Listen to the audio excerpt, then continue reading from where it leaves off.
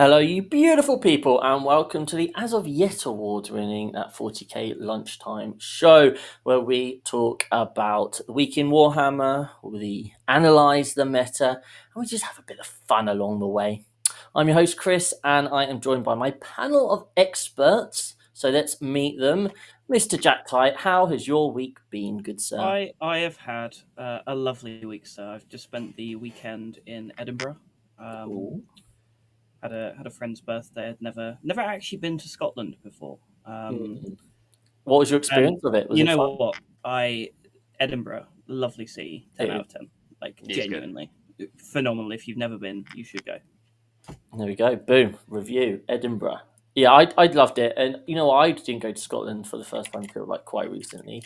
And, you hear, Americans being like, what, you've never been to Scotland? Because it's the same way as I would view, an American having never been to Vegas or anything like that. But it's only, a 4-hour train ride. Right? It's not even that far. So that sounds very fun, Jack. Any Warhammer in your life?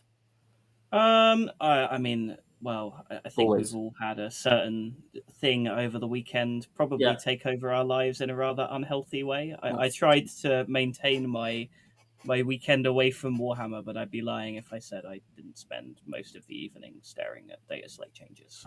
Nice. Excellent. As they all call to us. You really let it go then and just moved on with your life. And Yeah, I tried really hard, and I think I could have stuck to it with a Warhammer free weekend, and then some people, some app software developers decided to release an update, and It's unkind of them, isn't it? and then that was it. That was it. My brain back to Warhammer. All I can see now are Admech and Orcs and Sisters, and that's all that I see now. It's just like binary code. Nice. Excellent. Well, speaking of Admech, Ed, how are you? All the better for seeing you, Chris. See, I'm charming as hell. Yeah, I'm good, man. I'm good. I had my next weigh-in for the weight loss thing, and I've lost 3 stone now as of Friday. Oh my word! Yeah, Ed's turning into an absolute hunk. It's a work in progress, but it's working quite beautifully, isn't it? It's not doing bad. It's not doing bad. But yeah, it's going good. I'm eating fruit now and everything. It's wild. Imagine a balanced diet and everything. Yeah, it's good. And I've been locked in on the Dataslate as well. I've obviously been doing lots of, looking at lots of different lists. I've had Vulcan and Siege Anvil. I've had Admech, Skitari. I've had like Recon Guard go through my head. Everything's happening, so it's exciting. It's a fun time to know Ed Watts right now. It's a fun time to be in the same WhatsApp groups as Ed Watts right now. That's all I can really say. Oh, the spiraling is hard. Yeah, I am. I genuinely can't wait to see what happens at LGT. Is it going to be one of the options you've been discussing? Is it going to be something completely brand new? Well, even Ed knows. So, Jack's very close to the camera. Sorry, I'm just trying to adjust the lighting. Just like hello. Anyway, so I'm now going to do that really smooth thing where there's nothing to see here, just as I very quickly and very stealthily bring up the PowerPoint for today and press play. And hopefully it all works. So, in today's show, we're going to talk about the week in Warhammer because, of course, the well-oiled Games Workshop machine had a slight spanner in the works, didn't it, on Friday? So we'll just discuss that. Our event is all about Flying Monkey Con. We're going to be looking at that, talking about how that went. Got a fun Who Am I? Our award-winning game show. And then finally, we've got some members lists. And I keep forgetting to put on this. There's also a Dear Deirdre where we're going to be answering a viewer problem, a viewer conundrum. But to begin with, what's happened in the last week in Warhammer? Well, unless you've been living under a rock, you will know that the Dataslate dropped on Friday. Now, that's quite a rarity. We don't normally have a Dataslate on Friday. Jack, do you know why we suddenly got this Dataslate on Friday?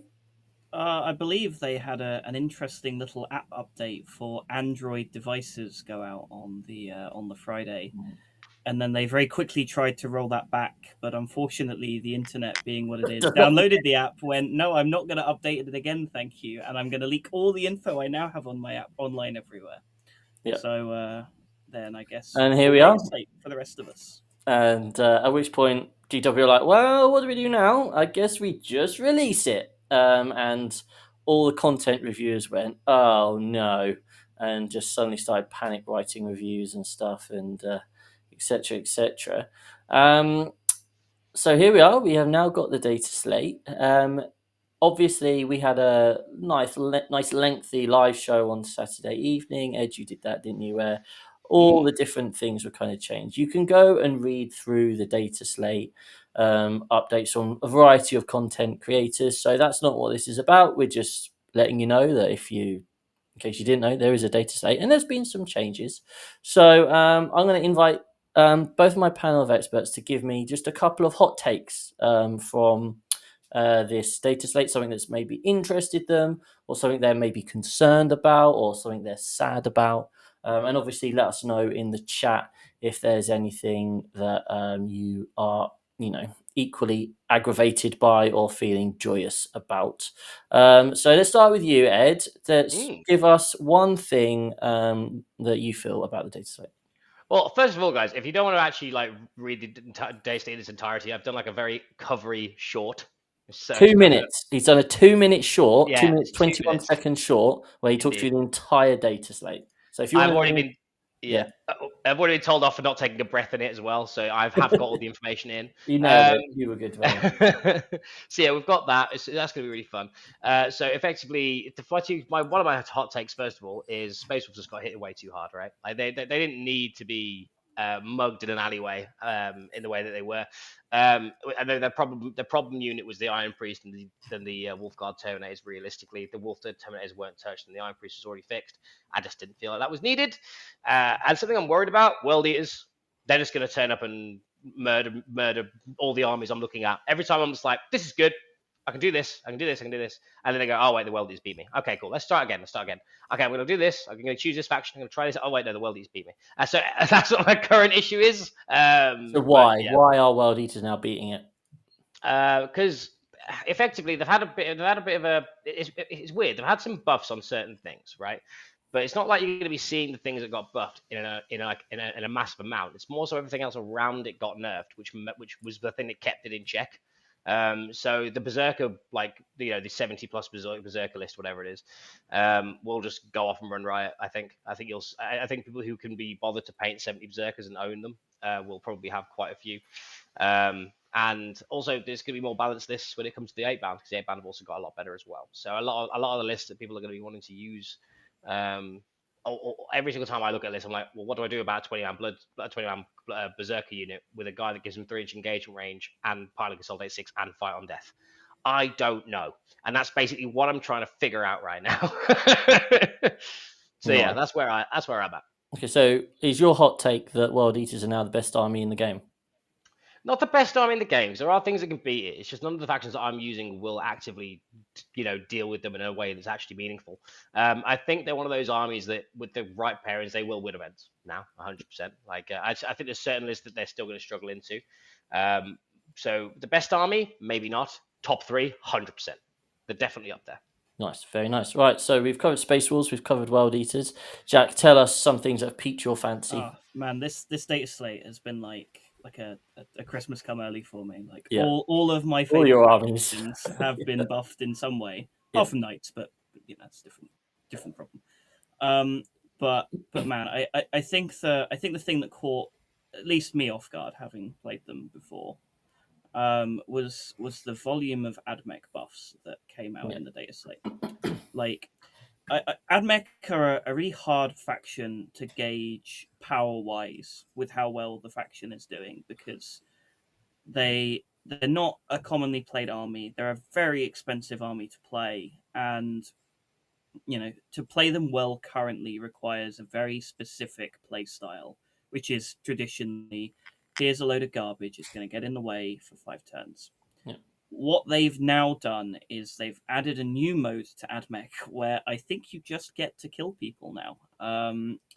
There's a few data sheets that seemed, I certainly was surprised about the changes. I get they wanted to put more calls on the table. I think giving him Oaths of Moment may yet to be seen as a mistake in the long run, but I think they've had some phenomenal glow ups that I think you're going to start seeing. If you don't know what AdMech do now and you're going to LGT, I recommend taking some time to learn what they do, because I think you're going to run into them a lot.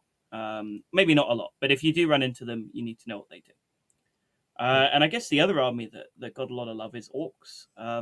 Yeah. It doesn't look like it, but there's some pretty, like, there's, I think they might be the most buffed army of the data slate, right? Like, I think they had the most positive changes of any army of this data slate. I certainly know I, for one, am looking forward to putting Gaz in a unit of 20 boys, running in, going, right, in the war turn, I've got crit 5s, lethal sustained, +1 a hit, +1 a wound on my, 80 orc boy attacks. It's going to be so much fun. Can you hide that unit anywhere? Nope. Does that matter? Probably. Do I care? No. But yeah, I think Orc Agmec and Sisters players. Sisters got some pretty small tweaks with Retributors, but I think there's a lot to be loved about this slate. They appear to have put some real work into it, I think. Yeah. Nice. Yeah. Excellent. No, so there you go. Jack's really happy. All his armies got buffed. Ed is spiraling as always. Yeah, it's gonna be fun. Grey Knight's got literally nothing, so I don't care. It just is what it is, right? Eldari, though, I probably should touch on Eldari, guys, because I know it's caused a bit of a wave of irritants amongst the community that Eldar, who can be incredibly powerful, have in fact got green on their data slate. Yep, sure, there's been some minor touches, but they've actually managed to get some points drops elsewhere. Eldar sat quite nicely, doing quite well in events. How do we feel, Ed? You took them recently to various events, quite high-profile events, and did really, really well with them. So how do you feel? Do you still feel like Eldari are one of the top armies? So the big issue with the thing is Eldari before were very, very good into the meta that was that developed around them. So they could give Death Guard a game. They could play against Imperial Knights and Chaos Knights with such violence. And most of the games you can either skill diff or alpha strike them with a unit with an aspect host list, which is what I was doing for quite a few times. But there were still bad matchups for them. Now the problem is everything that was a bad matchup for this. By the way, for the record, they did get away like bandits, but at the same point they didn't need to be nerfed that hard. Like, units 10 Hawks going up, fine. I don't even think that was needed in terms of the UK meta, but in terms of like when the terrain suits 30 Hawks, they can be oppressive. But like in my genuine opinion, I think there's going to be enough in the meta that's going to actually body them, that they're not going to be an issue. Like Admech will body them. Berserkers will body them. Emperor's Children can just body them. Like, do you know what I mean? There's all these factions around that you're going to have to worry about. And so I don't think it's going to be a simple case of, Eldar have got away with it. They're going to be the best army in the game. No, because it's not just the fact that they haven't been nerfed. It's the fact that the meta around them has now shifted to something that they just don't like. And if they try and skew into one, then they can't play the other.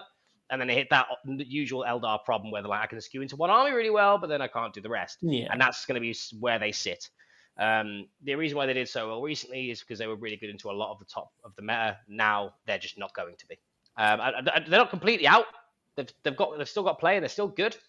But that's why they didn't need nerfing. Because if they got nerfed as well, they would just be probably quite bad for singles, like just statically, Yeah, Eldar are, as you say, a very good meta hunter when the meta coalesces around a certain archetype. But when it's a bit more spread out, they find it harder. Christopher Taylor says, how do Eldar feel about change to challenger cards? I guess I probably should mention that is obviously a huge change. I managed to only ever play, I think, 5 games with challenger cards, so it didn't necessarily make me so sad. But no more challenger cards. Jack, how do you feel about no more challenger cards? I think this is really big for armies that were early pressure, board control, deny your primary type lists. I think we've seen a bit of a rise in lists that maybe play the 5-turn game of Warhammer really well. You got these long range shooty Chaos Knight builds, T-Suns, Death Guard, Eldar. All of these armies absolutely love playing a longer 4-5 turn game where they trade out their units, they wear you down, and they win at the end of the game. All of those armies are going to have a much tougher time when they can't effectively print 9 points onto their scorecard for going second effectively. It's a massive change for the game. And I think as such, you are, alongside the slate changes, I think Ed has hinted at, you are going to see a massive resurgence in early pressure, strong board control, primary denial type lists that we haven't seen them, I think, in a little while by now, to be fair. I think they're going to make a very strong resurgence. Yeah, I think you're right. I also think that the fact that you've got the only thing that's going to keep those little sort of lists in check are the ones that can match that pressure and kill you. So I think that so it's nice that that's sort of coming into the fray as well. So I think we're on course for an interesting few months, as it were. Yeah, and that's what we want, right? As we said before, the Dataslate comes out. We want it to be changed up. We want a new meta. We want people to be excited to build new army lists and that sort of thing. So hopefully it's done a little bit. The other thing that happened in Warhammer, on the same day that GW pressed the button too soon, classic old codex leak. Now we don't do like leak shows or anything like that, but we should probably touch on the fact that we've now got an early impression on Drukhari. So Jack, you're a former Drukhari main. How have you had a chance to look at it? Have you got any generic takes to share? I've had a cursory glance through mostly the unit data sheets, but a brief look at some of the detachments as well. And I think that even more so than it was before, I think pain token economy is going to define how well you do with the faction. I think they might become one of the game's hardest armies to play.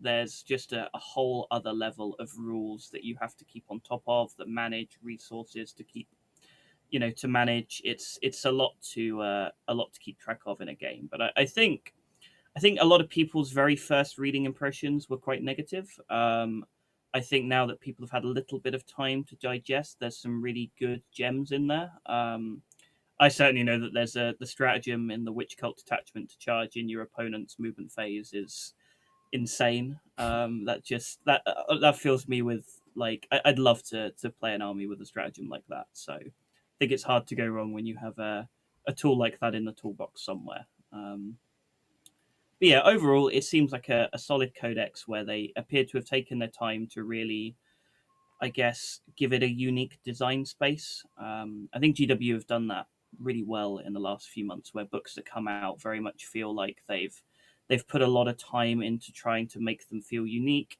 Maybe on release, the points aren't quite there to have a viable book, but I think the important bit is that the rules that are in the book are good and solid, and you can up and increase and decrease the points as needed later. And I think Drukhari players, in the long run, will have a book that they're very happy with.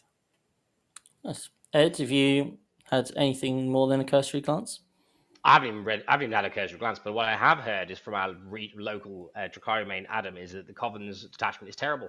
That's my hot take. So sad times. You heard it here first. The Coven detachment is terrible. Well, yeah, I blame Adam if that's wrong, not me. Okay, just for those Drukhari mains out there. Okay. I am more than happy to blame Adam for many things after his attempt at being rude to me in the weekend in the group chat. But he was soon threatened with becoming the Harley of the team, and that soon. Mentioning Harley, shout out to Harley, who today has been taught that the Shift key creates a capital letter on a keyboard. After we saw his. He's done a video. It's going to be a great video series. We're very excited for this video series as he tracks his Team England application. And he'd done his video, and I came to edit it, and then essentially I went, absolutely not. You need to redo that again, young man. So hey Harley, we love you. And the Shift key creates a capital letter. Okay. Quick shout out to Pancakes in the chat for a question saying, with the AdMech buffs, are Tyranids the most non-lethal army in the game now, excluding agents? Yes or no, Jack? I'm going to be yes, but I'd like to think about this a bit longer. Okay, Ed. You mean just an instant 1 second answer? No. No, well, there we are. It's a divide for you, pancakes. That's tough. If we get time at the end, we'll come back to it. But we're a quick fire, fast paced show because you're eating your lunch and you've got to go back to work soon. So what we're going to now do is dive into the meta and we're going to analyze the event, which was the Flying Monkey Con. We spoke about different events that we wanted to look at. And this just seemed kind of like the biggest deal of sort of an event that we could analyze. There was, of course, the Euro Trash Cup. Was it? Jack, do you know anything about this? This was the one where I think it used to be called that. It might be a different event now, but basically it's I think it was an 8-team event over in the Netherlands for 8-man teams. StatCheck, Ignite, Zugzwang, and Kings of the Hill, I think, are the 4 teams that I know off the top of my head. All went over, very competitive teams. And I think if you're trying to get a gauge on some good lists to run, I'd go over there and take a look at what they were running. It was won by Ignite, I think, quite comfortably. So well done to all of them. Try harder next time, Naz. We expect more from you than second place. Yeah, you let down this whole country, really. But yeah, go look at that if you're looking for some lists to run. If you're looking for some teams ideas, go look at the ETC results. I'm sure you'll find something there. Yeah, there you go. Shout out to Innes, who went 5-0 with Grey Knights using a Storm Raven, stole Harley's list, didn't he, Harley? So there we go. Right, Flying Monkey Con. That was it was live streamed on War Games Live, so you can check it out if you wanted to watch any of the matches.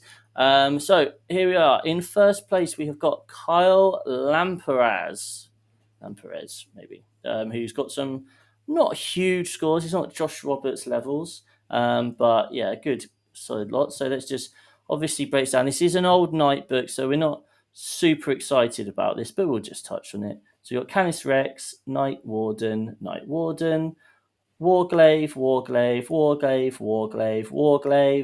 and then good old Watch Captain Artemis. Jack, you're a Knight's expert. Is this the sort of list that we think will do well with the new book after the Dataslate changes? Is this the direction that'll be going? 3 bigs and then 5 smalls?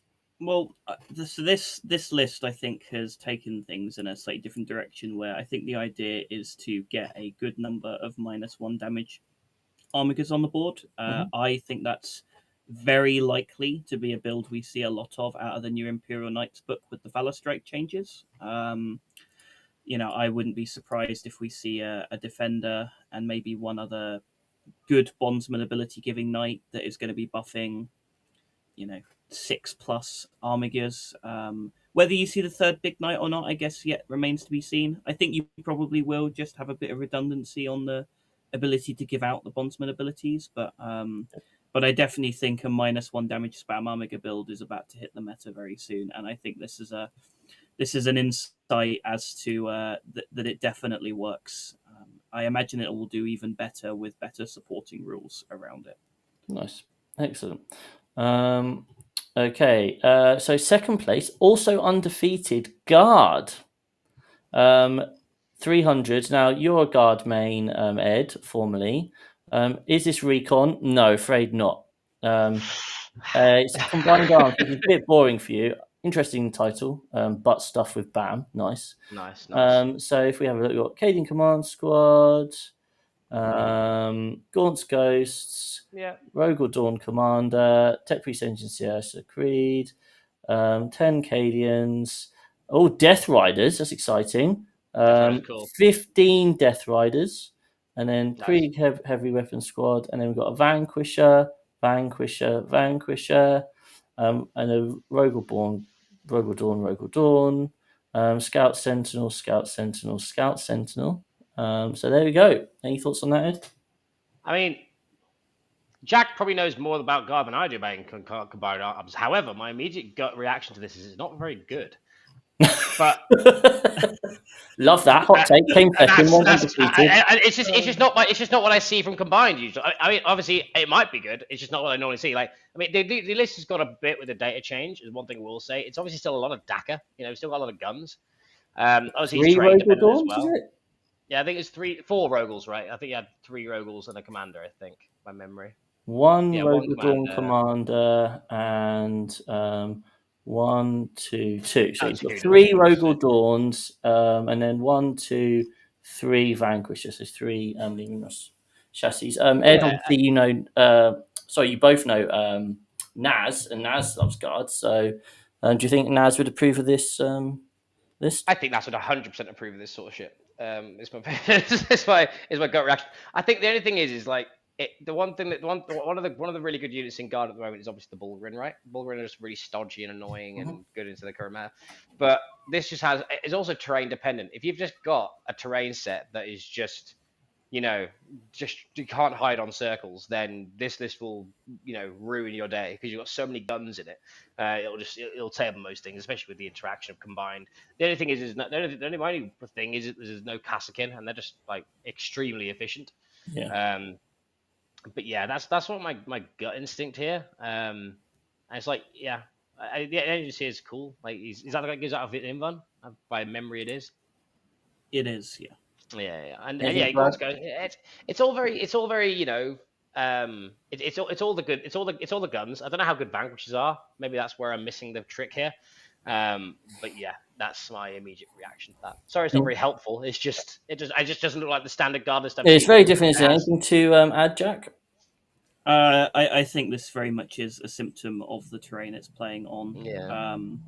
This list appears to want to, you've got the 3 units of Death Riders with the reactive moves. It looks like it's just trying to buy itself enough time to table people on some fairly open tables. You've got just enough early game stuff with the Scout Sentinels to get by. It doesn't look like it's trying to play a particularly fancy game of Warhammer. I think it's just trying to kill you. Nice. Yeah. Fun I mean, time. as I say, the terrain just. I think with bad terrain, it would be very good. But like, yeah. So those 2 went undefeated, and it looks like it was done on strength of schedule because, Guard had more battle points but a weaker strength schedule. So third place was Dark Angels. Exciting. That's fun. So let's have a look at Dark Angels. Welcome to the Rock. So we've got Wrath of the Rock. We've got Azrael, Lieutenant with combi weapon. I am shocked as always to see that in a list, Space Marine list. And no Lion, sad times. So we've got Intercessor Squad for Sticky, and we've got, this is a bit funky, Centurion Devastator Squad. So double Centurion Devastator Squad. And then in a shocking turn of events, 15 Deathwing Knights. Thought they'd change it up. Those classic Dark Angel players. And then we've got just 3 Inceptors, an Invade ATV, Scout Squad, 10 Sternguard Veteran Squad, 5 Vanguard Vets, 5 Vanguard Vets. It's a bit funky, isn't it, Jack? Yeah, it's. I think again. I think we get some hints about the openness of terrain that is being played on by Centurion's DevSense outside of detachments with uppy downy access. Because Centurion DevSense honestly put out some really solid shooting that are very oath independent, which is always something good for Marine lists. If you can find bits of shooting that works without oath, you can make yourself much more flexible, able to play a much wider game of Warhammer than if you have to narrowly focus down on each one of your specific oath targets. I think I think DevSense will suffer on terrains with limited sightlines around the edge of the board. I think you would struggle to play them on WTC, for example. There's too many buildings that are, where the footprint is attached to the edge of the table. So strategic reserve shooting has a much trickier time. But on the GW terrain and UKTC as well, you have some humongous sightlines from coming in from strategic reserves that your opponent has to really respect if you have some decent output, of which I think Centurion Devastators would count as. I'm pretty sure 3 DevSense can come in from a flank and pick up a tank if they roll reasonably well. So it adds a nice element of shooting threat, which forces your opponent to screen out your reserves. By screening out your reserves, they give you charge targets for your Deathwing Knights to go into. They give you those springboards to get up this board. And then, maybe at some point in the game they've got 15 Deathwing Knights in the deployment zone, and the game kind of just ends. It's fun for everyone. Exactly. Yeah. It's good times. Excellent. Okay. So if we scroll down here, 4th place we had Chaos Demons. We had another Guard, and then we need to have Blood Angels, Black Templars, Eldari in 8th, Death Guard in 9th, GSC 10th, obviously, and 11th. They've also been hit quite hard.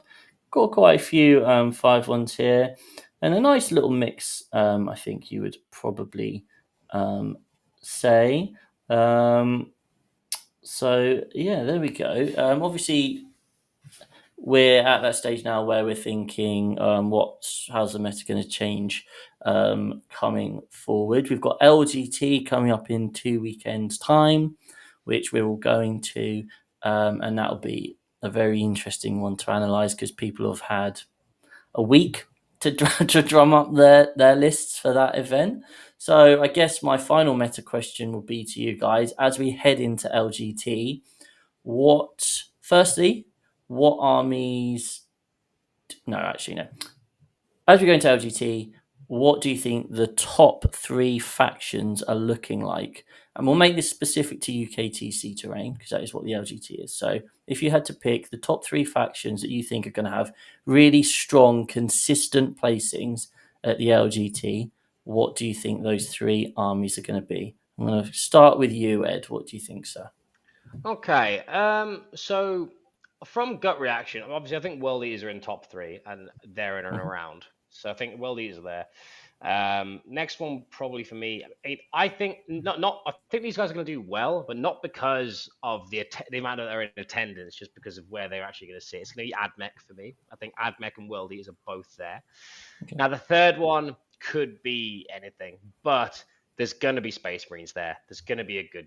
Okay, which flavor then? I'll make you say which flavor of Space Marine.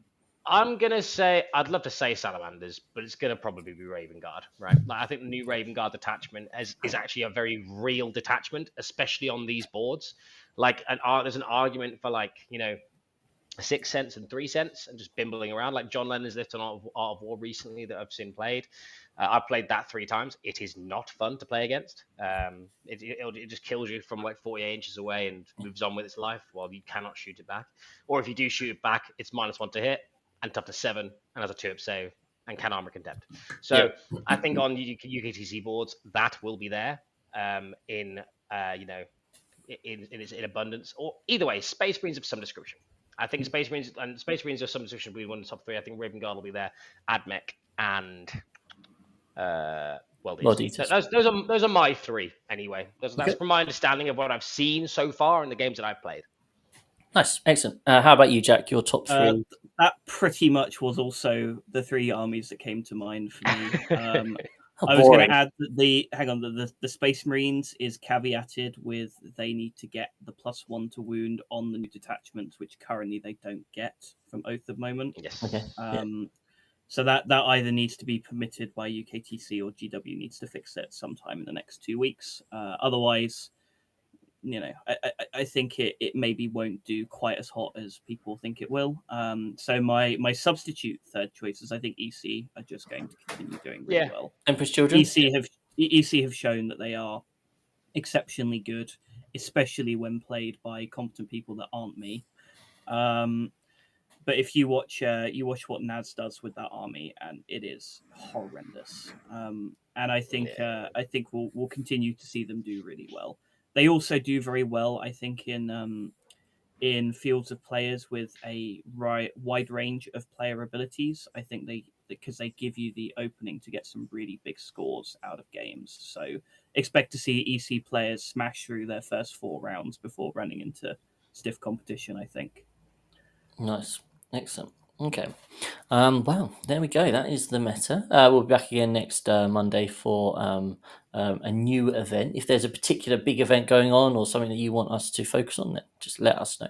But now it is time to play Who Am I? For those of you who somehow missed last week's show, this is our red hot fun game that I stole from a golf podcast in which I pit Jack and Ed in a battle of the law knowledge. Ed, got an absolute flyer last time with pure psychic energy. And the way this game works is I have picked a character from the 40k world, and I am going to present 5 clues, and they get harder each time. After the first clue, the player will also get easier each time. That would be really unfair. Each player, after I've said the clue, will write down the name of who they think it is. I'll then say a second clue. They can think, I'm going to stay with who I am, or they can change their character. I'll then say a third clue, and again, they can stick with who they've got. They could change again, or they could go back to their first guess. Eventually, they would have locked in someone that they think that it is, and they'll just keep writing that name down. And the goal is to guess the character as quickly as possible. It was Fulgrim last time, which Ed managed to get just off the cuff of some pure fluke. So Ed's on 1 point, and Jack got it on third turn, so 3 points. And it's a bit like pointing this: the lower the score, the better. It's cumulative. So here we are, and of course, please do play along at home, but don't write your answers in the box because I wouldn't want to give them any hints. Okay, so here is clue 1. This character was born on Terra. Oh, that's quite a lot. So, wow, you know what? This is on you, Ed. So I'm going to channel my pure psychic energy again. Just channel it. Just tell it, mate. I can't wait for you to get it right first time again, and Jack just to be like, this is so unfair.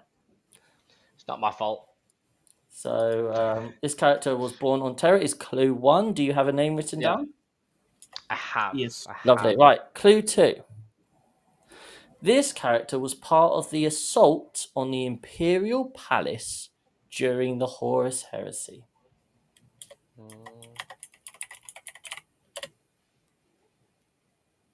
This character was part of the assault on the Imperial Palace during the Horus Heresy. Maybe in the chat you could write down at which point you think you've definitely got it. Or maybe you haven't got it at all. The way I've written this is hopefully after the first clue, they still don't know. Clue 2 is hopefully ambiguous enough that they probably still don't get it. Clue 3, they're knowledgeable in lore. There is a chance. And then 4 and 5, obviously a bit easier after that. Right. Clue 3. This character was defeated in a duel by Sigismund, who refused to talk to him as they fought.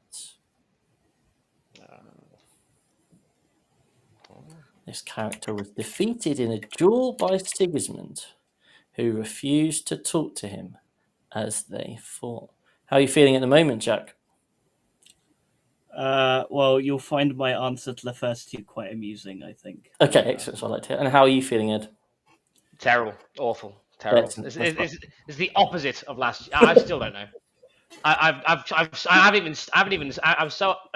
not confident. I've changed my answer every time. That is what fills my heart with joy. Excellent. Right. Clue 4. This character uses a Primarch's weapon in combat. This character uses a Primarch's weapon in combat.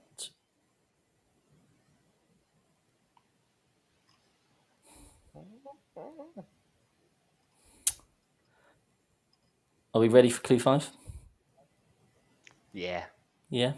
Cool. Because I can't actually see you guys, so I'm just basing purely off sound. And then finally, clue 5.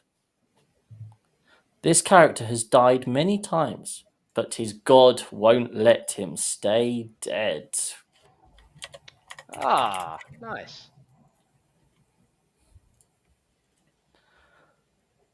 Okay. Jack, do you think you know who it is? Yes. Ed, do you think you know who it is? Yes, but I got it a bit late. So. Okay, right. Jack, who do you think it is, sir? It's Khan. It is, of course, Khan the Betrayer. So now we come. So let's go after round 1. Who do you think it was, Jack? Sigismund. And then clue 3. Like I said, I thought you'd find the first 2 amusing. Yeah, when 3 came up, when you said duel, and I was like, oh, he's going to say he's killed by, he lost to Abaddon. I'm like, oh, it's going to be Sigismund right from the start. And then you said, beat him in a duel. And I'm like, no, wait a minute. That's not the question I wanted. Ed, who did you go for after clue 1? I went for Ursula Creed. I had no idea. I thought Terra's quite an open-ended question. It was a very open-ended. Okay, so clue 2, Jack. What were you on? Still Sigismund. You're still on Sigismund. Nice. And Ed? Sanguinius. Sanguinius. Okay, interesting. Yep. At that point, I was throwing names around. Yeah. And then clue 3, Jack. Who did you go for? At that point, I put Khan down. You put Khan down. Okay, so you knew that. Yeah. I was like, that's quite a niche bit of knowledge, but I thought someone might know. And who did you put, Ed? Lucius the Eternal. Lucius the Eternal. Okay. Cool. I still at this point I still didn't really have a good idea of what it was. Yeah, fair. And then so Jack, did you then stay with Khan for 4 and 5? I did indeed. Yeah. Okay. Cool. And then Ed, who did you have for number 4? I had Lucius the Eternal. Okay. Strong. And then number 5, did you stay with Lucius or did you go? I did, yeah, I did. I did, yeah. I was actually so confident that I was right until Jack said Khan. The only thing that I was thinking, what weapon does he have from a Primarch? What weapon does he have from a Primarch? I don't know. And I was like, fine, it's all good. Does Lucius come back? Yeah, a lot. Yeah. Like so much. Yeah. That's why I was locked in, right? I was just like, I might be wrong about I don't know what Primarch weapon he has, but I'm going to guess it's Lucius. I didn't know Khan had died multiple times. That's yeah. He's all about the death. Cool. So that's 3 points for Jack. I got to work out what we award Ed, because obviously we can't award him 0 because that would be good for him. So I'm going to give you 6. We'll say that's a 6. Just give me 5. Oh no, because you didn't get it. Oh, that nice. You didn't get it. If you got it on the 5, you get 5. So I'm going to give you a 6, I'm afraid. So it's a sympathy 5. Sympathy 5. So there we are. Let us know in the chat if you managed to get it. But it will be back next time, and maybe I will pick a non-chaos character. Don't give Ed any help, any reassurance there, Spray Black. He doesn't need it. Right. Time for list surgery. How are we getting on for time? Doing well. Right. So list surgery is our chance to sort of share or discuss lists from members of the YouTube channel. So if you want us to talk about your list on the show, you need to be a YouTube member. And then on our Discord in the YouTube member section, there's a list surgery bit where you put your list down and we will talk about it. And my esteemed colleagues will give their thoughts on it as well. So to start with, we've got Slops, Space Marines, Forge Father Seekers. He's looking for a fun Salamanders list to play. Okay, so he's not necessarily trying to be super competitive. He wants it to be quite competitive, but he wants it to be fun to play in the Salamanders detachment. So Ed, obviously you have been having a look at Salamanders recently. So let's have a look and see what he thinks. So we've got Adrax, Agatone, Vulcan, Apothecary Biologist, Gravis Captain, 1 brick of Flame Aggressors, 1 brick of Blade Guard Veterans, 1 brick of Eradicators, 10-5-5 of Infernus Marines, an ATV, Land Raider Redeemer, 2 Hammer Strikes, and an Impulsor. What are your thoughts on this? So I'm just trying to find the list doctrine bit so I can look at it a bit better. From the units you're listing out for me work really well in that detachment, right? That's my initial thought process. Obviously the having 20 as a core in that detachment for the Infernus Marines is obviously very solid. That is something that you want. He has those, which is good. Where do you find the list, dude? So I can look at it in front of me because it's a lot easier for me to read. Are you a YouTube member on Discord? Can you not just see the PowerPoint? No, there's no. What? No, we can't. Is it not showing right now? I was just like, where can I see this list, please? I would like to see it so I can make a decision. Literally, the thing says it's showing right now. Oh, what? Oh, I didn't. Oh, so did you do the Who Am I without being able to see the thing either? Oh, it's yeah. Yes. Oh, sorry, guys. Should have said that. It's all right. We'll let you off. Don't let it happen again. Yeah, that's. Trying to give you all the attitude there. Got a little hint at what a future list might be. Yeah. Okay, right, here we go. Right. All right, here we are. Sorry about that. It's so much the easier. Technology will go right at some point. Here we go. Okay, so Adrax, fantastic. Vulcan, fantastic. Apothecary Biologist, Gravis Captain, 6 Flame Aggressors, good. Six Blade Guard, good. 6 Eradicator's good. 10-5-5 Invaders Marines, good. ATV Redeemer, 2 Armor Strikes. Yeah, it looks like a sort of list that I would build, right? This is literally the sort of build that I go for. 6 Aggressors now great with that they've got 20 points cheaper. Makes up the fact that Blade Guards got a little bit more expensive. Adrax probably goes to the Blade Guard. Gravis Captain and Apothecary Valoris goes into the Flame Aggressor squad, I imagine.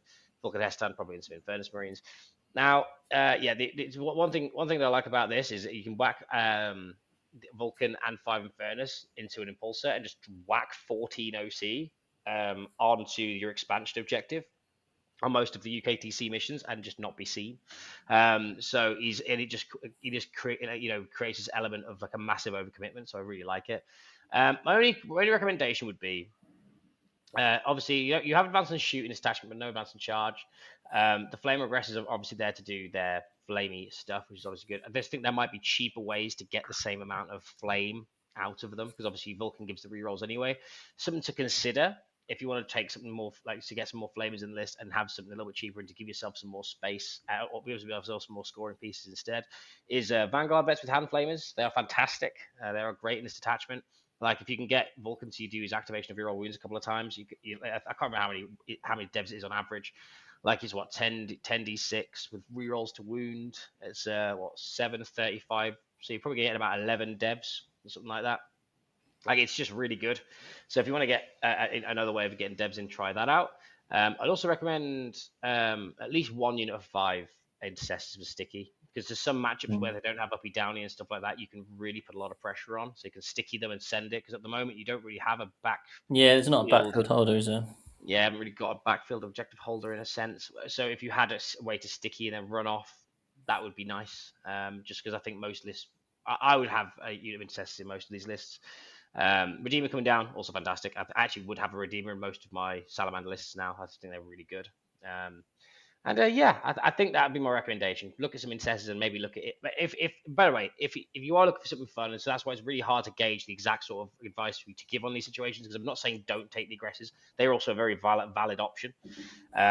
But if you wanted to explore other ways that might be a bit faster, to give yourself some more, pressure in certain areas and all that sort of thing, you could consider some Vanguard vets. But obviously the flame aggressors coming out of the Land Raider is also very good. There's also like there's also like transport tricks with inside that detachment as well, so they might be very good as well.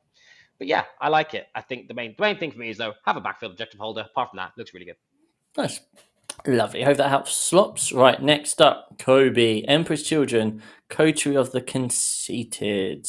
So Kobe has gone for, since the upgrade on the Flawless Blades, Lucius, 3 Lord Exultants, 1 Lord Cacophonist, 3 lots of 5 Infractors, 1 lot of 5 Tormentors, 2 Rhinos, 2 lots of 2 Spawn, 1 unit of 6 Flawless Blades, 2 units of 3 Flawless Blades, and 3 lots of 6 Noise Marines. Now, there's no Fulgrim here, Jack, so I assume you're just going to tell him to put Fulgrim in, because now he can obviously go through walls all of the time, right, Jack? All of the time he gets to walk through those walls. It's so close to what they needed to do with Fulgrim. It's so close, because I can't remember if I said it on this show. Maybe I did. Maybe it's worth coming up again. But I have said that my fix for Fulgrim would just be allow him to go through terrain models in the movement and charge phase. Yeah. End of. Like, it doesn't matter how tall the terrain is. Just let him do it. His base is so big that if you really want to block him, you'll block him anyway. Yeah. And I think that one little thing would do so much for him. Unfortunately, only going over 4 inches tall buildings is not enough to fix Fulgrim and allow him to get round the board in the way he needs to. So there will be no Fulgrim recommendations for me today. But any other recommendations then? But yeah, I mean, my immediate thought is that I always want 2x5 Tormentors. Like, I really value that second sticky option, because obviously one generally has to start on the home objective, and then that second one to really put that pressure on something where it's like, okay, I'm going to sticky this. I sticky my expansion turn 1. Now you have to give me a unit for it, or I'm going to stand here and do something annoying, and your opponent has to come out and interact with you, and it's one of those ways of getting the pledge points going. is you're okay with your opponent coming out to kill 5 tormentors, like even if it's not a great trade for you, right? Maybe somehow they handle it with something worth less than the tormentors. I think it's super valuable for Coterie to have ways of forcing people to start giving you some options to build up your pledge count. I think if you get stuck on no pledge for a turn or two, you end up in a real bad spot real quick. Otherwise, I think Flawless Blades are an excellent choice now. I still don't know if I love 6-man units over like Demon Princes and stuff, especially now that the Knight meta has kind of, I mean, maybe not subsided, but there was a lot more value, I think, in 6 Flawless Blades plus Lucius when Knights were a real menace. But I definitely think they're a data sheet to try. I think much like the last one, the only real tweak I'd make is just get that extra Tormentor squad in, so you've got your backfield holder and your expansion objective stickier. Otherwise, it looks like a very solid EC list. There we go, Kobe. So now we've got Sai on Death Guard, Virulent, Victorial. He wants this. The idea behind this list is that it is a take on all comers singles or a put under the bus style of Death Guard list, is what he said. So we've got Biologist Putrefier, we've got Demon Prince with Revolting Regeneration, Lord of Contagion, Lord of Poxes, Plague Surgeon. Then we've got Hellbrute, Myphitic Blight Hauler.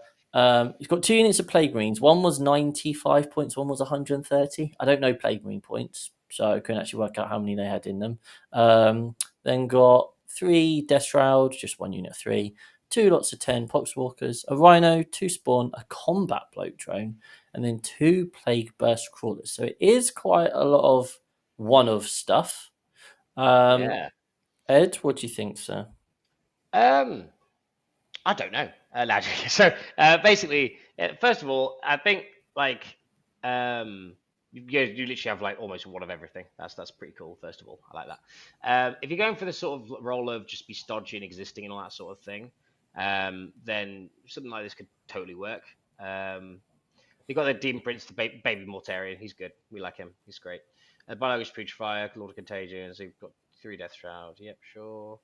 I think the main thing here is in Virulent. Now, from my experiences, you still want the drones, you still want the Myphitics and all that sort of thing, right? That's still a very solid core. But the drones are still being used in mass, really. I think you still see 3 in most lists. And 2 use Plague Marines, 3 of those.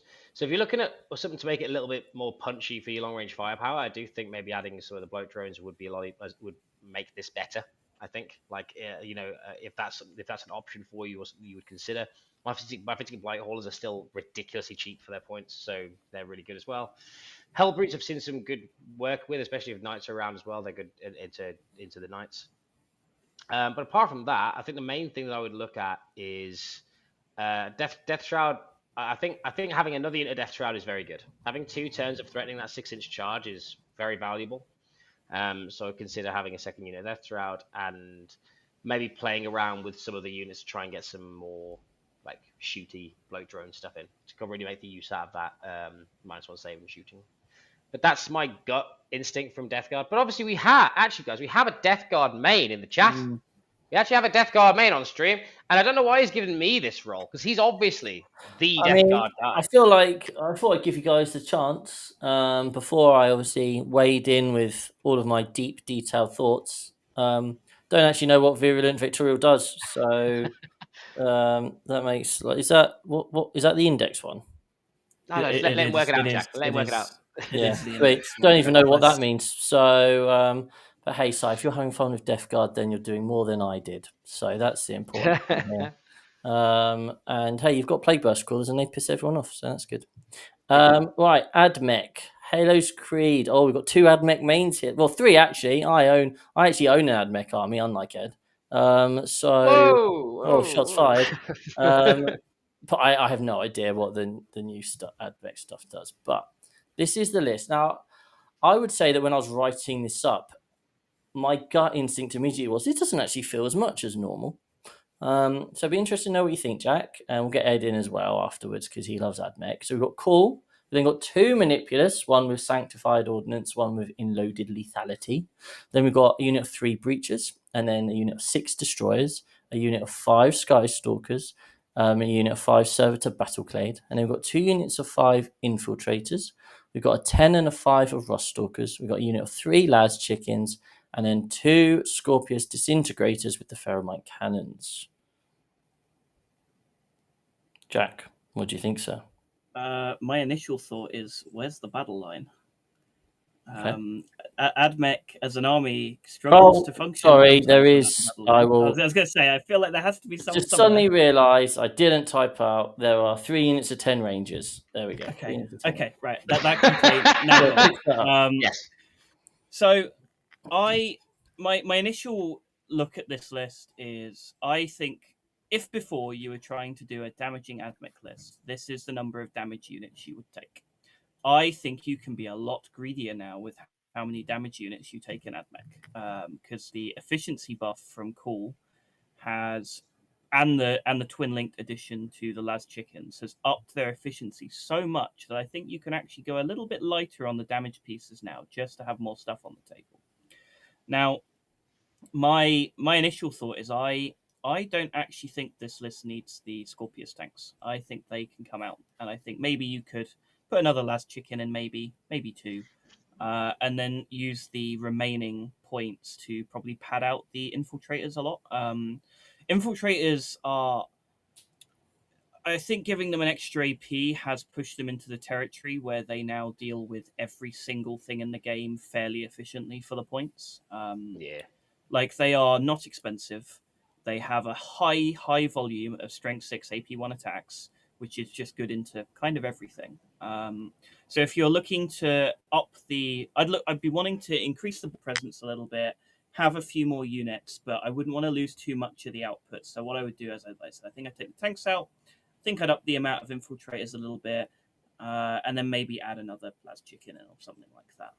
Is my thinking. Otherwise, I don't mind the list. I personally am a Tyraxi spam kind of guy. I think Ed is in the same camp with that. I've got 50. So there is a lot more damage in this than me and Ed are maybe used to, but obviously not everyone wants to play a game of Warhammer where all you do is stand in front of your opponent and roll no dice for 5 turns. So I can certainly understand why you'd want to do some more killing. So without losing the identity of the list, I think it'd be take the Disintegrators out, add a little bit more scoring and stuff that doesn't take away from the damage too much, but you still have a really solid lethal core of an army. Nice. Ed? I'm without just going full like why just take 30 Infiltrators, just take 30 Ruststalkers without you losing what your army actually is going to be, as Jack says. I would, the Disintegrators come out for sure, or at least if you prefer, it's basically down to your style, right? At that stage, like if you like this Disintegrators more than another damage piece here, then you could remove a damage piece there and get more trash. Jack's 100% right in the units that need to get reinforced. Because everything's just so efficient now. Well, not everything, but the units that you want to take are so efficient now. I think you've got lots of damage that you can only use one oath. And it's not actually that durable in return. So I think, dropping a bit of damage, getting some more stuff, block people out a bit more, give yourself some more breathing room is 100% a viable option. So I think that is where I'd be seeing as well. Now, I would obviously say the most important thing to me is there don't appear to be any Castellan robots in here. And Ultimate Funk saying that he thinks, is OC4 Castellan robots enough to tempt him back? Now, Dave does love these robots, so he's a bit obsessed. Is there any way? I have played him using these robots before, I believe. Excellent. There we go. So. Poor Dave, unlucky mate. So, do we think there are viable builds with the robots now? To answer Dave's question, I actually quite like Halo's Creed with Castellan robots. I think they provide a really solid anchor point for an army. They very much are their own list design in and of themselves. I think they're maybe a bit more terrain dependent than a lot of other units. I think if you've got a terrain format where there's a big flat piece of terrain for them to stand near, where they can ponder out into the middle at some point in the game, make their presence known, be like, I've got this good Overwatch, I'm really good in combat, I've got a lot of OC, I'm quite hard to kill. I think they can really work, right? I think on GW, maybe even new UKTC actually has a lot of scope for putting them in lists. I think on WTC, I think they've got far too many issues moving around the map to be viable. But yeah, on UKTC, I think that if you like them and you want to use them, I think there are definitely worse things you can take. Are they the most optimal thing in the game? Probably no. But like, I love them. I've played a couple of games with them. I actually think they're a perfectly good unit. There you go, Dave. That's all you needed to hear. You've made Dave's fantasy come true. Right. Now, last week, And gave us his Chaos Knights list to Infernal Lance. Jack absolutely trashed it. Said this was the worst thing he's ever seen in his life. Go back to the drawing board, you scrub. And he has. He's taken Jack's really harshly worded criticism to heart here. And I'm of course joking. And he's come back with a new adaptation, Jack. So try not to break his heart this time. So we've got 3 Gatling Despoilers, 2 Carnivores, 1 Stalker, Rotigus, a Beast of Nurgle, and 2 lots of 3 Nurglings. And he's got a question on top of what do we think of this list, which is, should he take the Flesh Metal Enhancement or should he take 3 more Nurglings? So what do you think, Jack? Has he improved the list? Oh, it's beautiful. I picture the current Chaos Knight list, and this is what it looks like in some way. There we go. This has all the boxes of there's enough stuff here to play the game.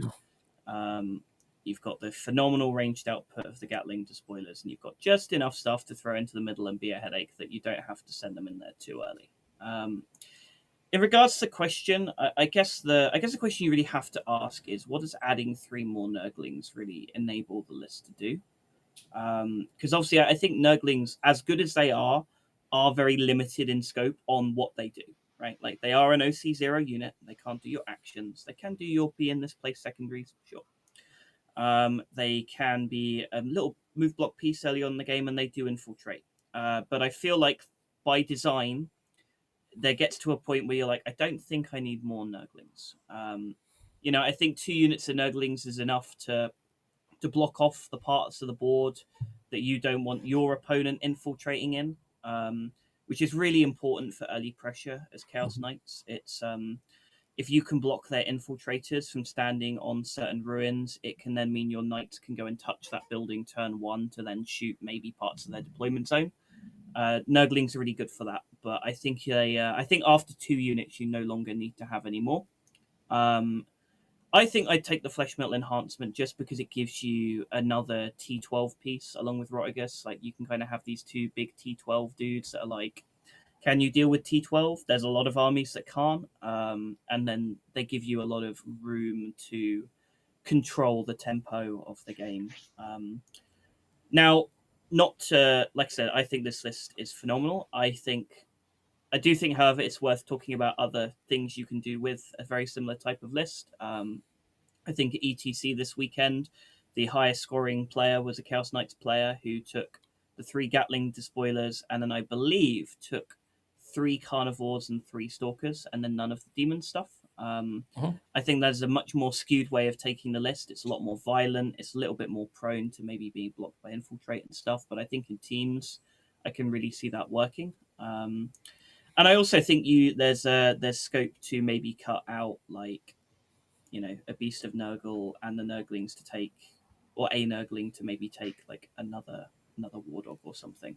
I'm not quite sure the points add up for that, but I think there's all side grades that you can do with the build if you prefer certain units. But I think this is the Sweden WTC list, and it was the best Chaos Knights list at the event for a reason. It's really well thought out, and I think the Rotigus like War Dog early game really gives the Despoilers so much room to play the I'm going to table you game. Nice. There you go, Anne. So hopefully you're happy by now and you've got past the tears. He's got a friendly game with it, I think tomorrow or something. He said, so you have to let us know how you get on. So that's all for the lists. So again, if you want to have us, if you want Ed and Jack to look at your list, then you need to be a YouTube member and then in the Discord, you'll have access to a section where you can share your lists. But to finish off, we have our Dear Deirdre. Okay, so we have an agony art section in the Discord as well. We're here to solve your life problems. It could be 40k related, maybe not. It's entirely up to you. And today we're going to be sharing or talking about Spray Black Studios, who I know is in the chat. Hello. So he says, I'm primarily a painter rather than a gamer, but I'm wanting to improve my playing performance and start doing more tournaments. I am, however, a fairly slow painter, so I'm wanting to become more of a faction specialist.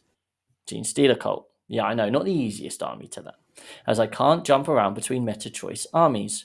What would you suggest that I prioritize learning to improve my playing ability? So, he wants to become better at 40k. He's only going to be playing one particular army. How can he become better? What's the cheat code to play becoming better if you're going to focus only on one particular faction, and in this case GSC? So start with you, Ed. What advice would you give? So first of all, I'm gonna give it. Basically, like I was a painter. Like, that's all I did. Like I painted for like 14, 15 years, no, 12, 13 years before I went to do competitive. So I sympathise with the fact that if you want to, it's hard to like prioritize. It's hard to do both. It's hard to do both well, especially when you want to keep up. But what I would recommend is get extraordinarily familiar with one list, right? Like, or like choose, especially if you're a slow painter and you want to get better. Sometimes the stuff that you're going to be sometimes the stuff that you've got painted isn't going to match what's going to be good in the meta, right? That's one thing that's going to be happening when you have that problem.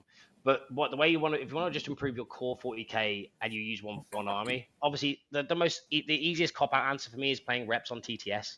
But one of the best ones I could think of is join discords with other good players, play them a lot on TTS, get lots of reps in, and that's the first thing. But obviously, it's another thing is you've also got to sort of see if you can realistically do both. You know what I mean? Like if you can't, then you sort of have to accept at some stage. Like I'm a painter. I like to do a painter, but if you want to improve, you can do the active efforts of playing more games with it, trying to recognize the exact bits of the weaknesses that you have, like maybe it's early tempo, maybe it's move blocking, maybe it's screening, but just try to recognize these things as you're playing your game. Whenever you play a game, just be very self-critical, see what went wrong, and if you can identify where the game went wrong, use that to move forward, right?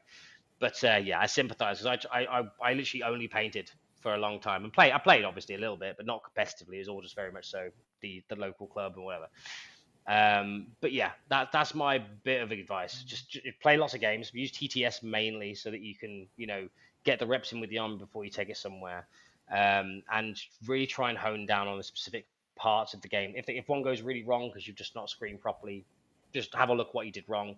So try and be self-critical. Watch lots of YouTube videos on screening if you are struggling to screen, for example, or if you're struggling to move block, watch a video on move blocking. If you're struggling with combat shenanigans, find videos on combat shenanigans. Just be very particular and very deliberate in the things that you want to improve on. We do videos on all those things, just so you know.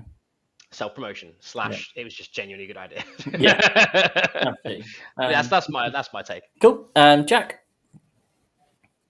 I guess my answer to this question is in kind of another way. It's another question, but it's like, what do you like? What is your idea of improving your playing performance? Right? Like, I feel like different people have different measures of achieving that goal. Right? Are you just looking to feel like you're doing better in your normal games, or is it like I want to do X and Y at this event? And I think once you have maybe a smaller goal in mind, it becomes easier to build the pieces towards that, right? Like if you're going out, I want to do better and I want to win a tournament, right? That's a lot of steps away. And I feel like the key is just breaking it down into lots of smaller chunks, right? Like maybe you just want to win a couple of games at a tournament. And to achieve that goal, I would say to win a couple of games at a tournament, all you have to do, I think, is just have basic solid planning, right? And that will get you probably through 1 or 2 wins at a tournament. Like if you know this unit should go here turn 1, this is normally good at holding this turn 1, this does this card turn 1, just practice some deployments, have a plan for when you get to the table. And I think that alone will help you at least win a game or 2 at an event. And then that gives you, a foundation to build from. Now you have your like initial game plan. Then you can be like, okay, what's my plans during turns 2 and 3 against this army? What's my plans on turns 2 and 3 against this army? And I think a lot of it is just very slow building blocks from the ground up. And I think if you're going down the faction specialist route, I think you will have to become very comfortable with creating your own lists as well, which I think again comes down to that foundation and building blocks. Where if you learn how to design your own lists, you can learn how to design, your faction's list that answers this particular meta better than others. And I think a lot of it is just developing skills in manageable blocks. I think if you try and do too much at once, you'll be overwhelmed and you'll struggle. So yeah, I think the first thing is just do some deployment practices. Know what you want to do with all your units at the start of a game, and maybe you get to the table and you go, I don't think this works, and it's okay to change a couple of things on the spot. But it will be much quicker and easier for you because instead of having 20 choices you need to make in deployment, maybe you only need to make 2 or 3. And it's much easier to then make the correct choices with those. Yeah. No, I think that all makes sense. And I'd emphasize that point of focusing on little aspects and hammering that aspect of your game. So like one of my mentees, Dominic, he's quite new to the game. He's in a fortunate position. He plays quite often. But what we've done is, this isn't necessarily valuable or valid in a 2-week window. So, but with Dom, every 2 weeks, we kind of like talk about a new target or two to focus on when you're playing. And like the first week, it was just, like each time it's your movement phase, how are you holding your primary objectives like each time, and just really thinking about that. And then we also added on, think about your opponent's secondary scorers and just try and kill them. So practice identifying what in your opponent's army is going to be the secondary scorers, and just try and kill them and see what happens to your game. And then 2 weeks later, it was, right, now let's think about our opponent's primary expansion. Like, is there a way you can interact with that? And just in your games, just work through these little building blocks of things to focus on, because through the repetitions, it means that, after a few weeks, you can move on to something else, and hopefully you've started to ingrain those other aspects of things to think about, because that's all it is really. As Jack says, if you try and think about all the things that you kind of think you're supposed to be thinking about and aren't necessarily gut instinct yet, like you think about people like Ed and Jack, a lot of the things they're doing are just gut instinct, right? But that was a process and it took learning. So don't try and do everything at once. And most importantly, be really happy when you lose, because you've learned something from that game, and that's a great learning opportunity. And just leave the ego at the door, as I always say. Just focus on thinking, right, this was a great learning opportunity, and what can I take from it? And that will be that'll go a long way. Right, so there we go. Once again, we failed at keeping it to an hour, but we'll take 1 hour, 12 minutes. It's been an absolute pleasure. Hopefully you have enjoyed it. Please do give this video a like, because we do love a like. And then afterwards, if you're watching it after the fact, then give it a comment. If you're not a subscriber, because half of the people that watch our stuff aren't actually subscribers, naughty, please do subscribe. We have membership options, members only videos, quite a few of those. We've got a really big Discord, like nearly 900 people in that Discord, which you can find a link in the description. And then obviously we do have coaching options. So maybe Spray Black Studios, if you had more time, because of being a mentee, and you could be coached by Jack or Ed or Tom or myself, or we have a few other people as well who do that sort of thing. And we have lots of options. We have our own website, 6++ Gaming, where you can find all our coaching options as well as our videos and that sort of thing too. But we will be back at the same time next week to discuss the week in Warhammer. What will happen? Will there be another emergency Dataslate? Who knows? I don't think Gage Workshop do either. But hey, we will see. Until next time, we will see you again. Oh no, I've started saying the goodbye and I'm not even ready to say the goodbye. There we are. Until next time, take care. Goodbye.